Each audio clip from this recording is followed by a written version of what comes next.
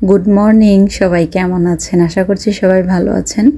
সকালের নাস্তায় একটু ডিম রুটি ভেজে নিচ্ছি। একদম সহজভাবেই নাস্তাটা তৈরি করা যায়, খেতেও বেশ ভালো লাগে।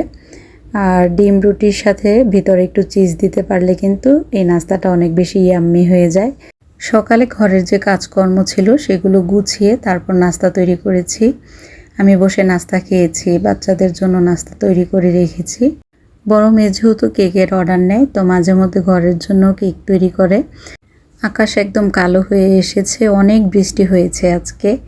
একদম ঝুম বৃষ্টি না হলেও কিন্তু ভালো লাগে না, ভ্যাপসা গরম একটা থেকেই যায়। তবে আজকে খুব সুন্দর বৃষ্টি হয়েছে, ওয়েদারটাও খুব সুন্দর ছিল। সন্ধ্যার দিকে একটু চিকেন ফ্রাই করব, তো এখানে প্রথমে চিকেনটাকে আমি সিদ্ধ করে নিচ্ছি। আজকে বিয়েবাড়ির চিকেন ফ্রাই করেছি, বিয়েবাড়িতে যে চিকেন ফ্রাইটা দেওয়া হয়।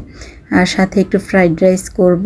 চিকেনটাকে প্রথমে সিদ্ধ করে নিয়েছি, আদা রসুন হলুদ মরিচ ধনিয়ার গুঁড়া একটু ম্যাজিক মশলা দিয়েছি, সাথে একটু লেবুর রসও দিয়েছি। এতে করে চিকেনটা অনেক বেশি সফট হয় আর ফ্লেভারটাও ভালো আসে। খুব সহজেই চিকেন ফ্রাইটা তৈরি করা যায়, আর বাচ্চারাও কিন্তু বেশ পছন্দ করে। টোস্টের গুঁড়া দিয়ে চিকেন ফ্রাইটা ভেজেছি। প্রথমে ডিমে চুবিয়ে নিয়েছি, টোস্টের গুঁড়ার মধ্যে একটু ময়দা একটু কর্নফ্লাওয়ার মিশিয়ে নিয়েছিলাম।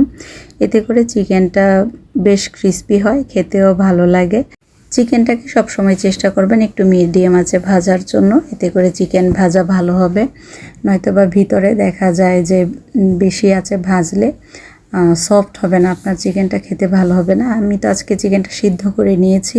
এমনিতেও চিকেন ফ্রাই করলে একটু মিডিয়াম আঁচে ভাজার চেষ্টা করি, এতে করে চিকেনের ভিতরে খুব সুন্দরভাবে সিদ্ধ হয়, খেতেও বেশ ভালো লাগে। তো এই তো রেডি হয়ে গেল চিকেন, বাচ্চাদেরকে দিয়ে দিয়েছি, আমি আমার জন্য নিয়ে নিয়েছি। খেতে বেশ ভালো হয়েছিল। সাথে একটু ফ্রাইড রাইস করেছি।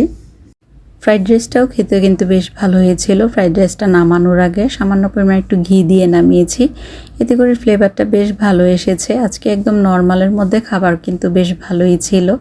রাতে খাওয়া দাওয়া শেষে একটু বাবার বাড়িতে গিয়েছিলাম হাঁটতে হাঁটতে। ভাবি একটু রং চা তৈরি করে দিয়েছে, বেশ ভালো হয়েছে।